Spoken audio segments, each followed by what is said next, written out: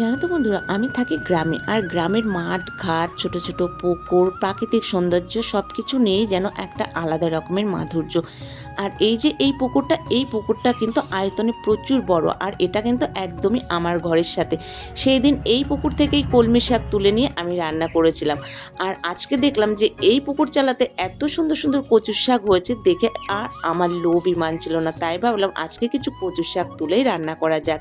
তো প্রথমেই কিন্তু আমি কিছু কচুর পাতা তুলে নিয়ে চলে এসেছিলাম, আর কচুর ডাঁটাগুলো ঠিক তোমাদের অন্য আরেকদিন রান্না করে দেখাবো। পাতাগুলো ভালো করে ধুয়ে নিয়ে একটু ছোট ছোট করে কেটে রসুন, লঙ্কা, একটু পেঁয়াজ, সামান্য লবণ আর একটু জল দিয়ে ঢাকা চাপা দিয়ে সিদ্ধতে বসিয়েছিলাম। আর জানো তো, গ্রামে থাকার মধ্যে কিন্তু আলাদা আর একটা মজা আছে, সেটা হচ্ছে ঘরে রান্নার যদি তেমন কিছু নাও থাকে, এক আধবেলা শাক পাতা তুলে কিন্তু চালিয়ে দেওয়া যায়। আর কচুর শাক বা পাতা আমার তো বরাবরই ভীষণ ভালো লাগে খেতে। তোমাদের কাদের কাদের ভালো লাগে অবশ্যই কিন্তু একটু জানিও।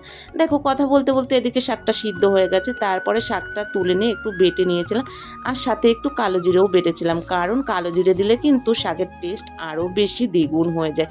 তারপরে কড়াতে কিন্তু আর একটু তেল দিয়ে ওই বাটা শাক দিয়ে শাকের যেটুকু রস ছিল রসটুকু আমি শুকিয়ে নিয়েছিলাম। ব্যাস, বাটাবুটি কমপ্লিট। এবার একটু খেয়ে তোমাদেরকে দেখায়। শাকটা কিন্তু খেতে ভীষণ সুন্দর হয়েছিল। ভিডিওটা ভালো লাগলে একটু চ্যানেলটাকে সাবস্ক্রাইব করে পাশে থেকো।